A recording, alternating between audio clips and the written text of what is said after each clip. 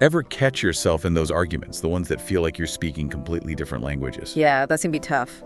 We're diving deep into all that today. Sounds good. Specifically, we're looking at the top things that couples argue about, Okay, yeah. especially, with kids in the mix. Mm-hmm. And, how even those small arguments, the little things, can actually really impact kids in ways you might not expect. Right, because it can seem like, oh, it's just a little argument, no big deal. Exactly. And that's what we're going to unpack today. Interesting, I'm excited. So our source today gave us this great breakdown of the top 5 causes for these arguments. The top 5, okay. And get this, they're probably not going to surprise you. It's like the usual suspects.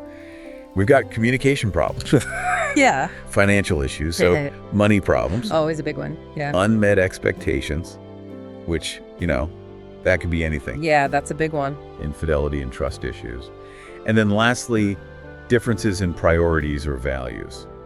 So, like we said, probably not that surprising. No, those are big ones for sure. And while those might seem like pretty surface level issues, it's really the emotions underneath that often lead to those blow-ups, right? Yeah, absolutely. Yep. It's rarely ever just about like whose turn it is to do the dishes. Exactly. It's more about feeling appreciated or feeling like you're pulling more than your fair share. It's like that saying, don't sweat the small stuff, but sometimes that small stuff is a symbol for something way bigger. 100%, yeah. And our source actually had this great example about this couple who got in this huge fight about their vacation fund. Oh, a vacation fund. Yeah. And when they really dug into it, it turned out that, one person was like, do you remember this escape? Right, like they just needed to get away. I get it. And the others was totally stressed about going into debt. Right, so it wasn't really about the vacation. Exactly. It was those underlying anxieties that were really fueling the fight. And I think another really relatable one is, disagreements about bedtime routines for kids. Seems pretty straightforward, but it can often be rooted in those different parenting philosophies or even anxieties about being, good enough. Totally.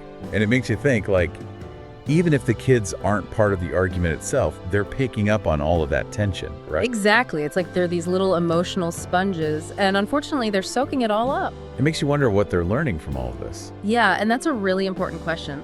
Our source actually broke down 5 key ways that this kind of exposure to conflict can impact kids, sometimes even years down the line. Okay, so let's hear it. What's the first one? Well, this one really resonated with me. It's anxiety and insecurity. Imagine being a kid and your home life feels kind of like a roller coaster, up and down all the time. It's no wonder that creates this feeling of unease and makes the world seem really unpredictable. It makes sense, right? Yeah. If home doesn't feel stable, then where do you feel safe? Right, and that feeling of instability can be really damaging. And it's not even just about, witnessing the argument itself. It's that emotional aftermath. Yeah, like even if the fight is over, the tension can linger. Exactly. And kids can be left feeling, sad, confused, even guilty because they're so tuned in to their parents' emotions. It's heartbreaking when you think about it, and it makes me think that all of that emotional turmoil, it's got to come out somehow, right? Like it must show up in their behavior too. Oh, absolutely.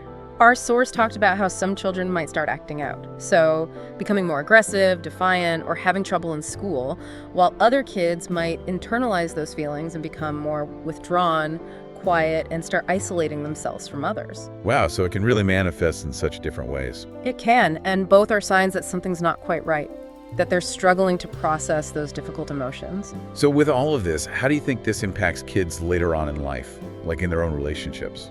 It's almost like a blueprint for future relationships, isn't it? Because they've witnessed this unhealthy way of handling conflict, and they might try to replicate those same patterns themselves. So struggling to communicate their needs effectively or, navigating disagreements constructively. And it becomes this vicious cycle. Sadly, like our source pointed out, it can also chip away at a child's self-esteem. Yeah, and kids are so perceptive, so if they're constantly witnessing negativity or feeling like they have to walk on eggshells all the time to avoid conflict, It's like they're always on edge. it can make them feel inadequate, unloved, or even like they're the problem. And that is heartbreaking. I do want to be clear to everyone listening, though, this isn't about making anyone feel guilty. We've all been there. Oh, absolutely not. It's really about giving us this knowledge so we can approach these situations differently in the future. Absolutely. It's about empowering ourselves to do better, to create a healthier environment for ourselves and our kids. Exactly, because knowledge is power. Right. Like, the more we understand about how our actions impact those around us. For sure, and especially our kids, the better equipped we are to create a more loving and supportive home. So, as we wrap up this deep dive, here's something I want everyone to think about. How can you take what we talked about today and use it to approach disagreements differently? It's a great question. Not just for your own well-being, but for the emotional health of your children. It starts with awareness, right? Like recognizing those emotional triggers. It's huge. Like, what's really setting you off? Exactly, and then taking a moment to cool down before reacting. And then, of course, just finding those healthier ways to communicate and resolve those conflicts. Those small shifts can make a world of difference. Like you said, it all starts with awareness. And I love that it's those small shifts that can make a world of difference. Well, everyone, thanks for joining us for this deep dive. It's been real. We'll catch you on the next one.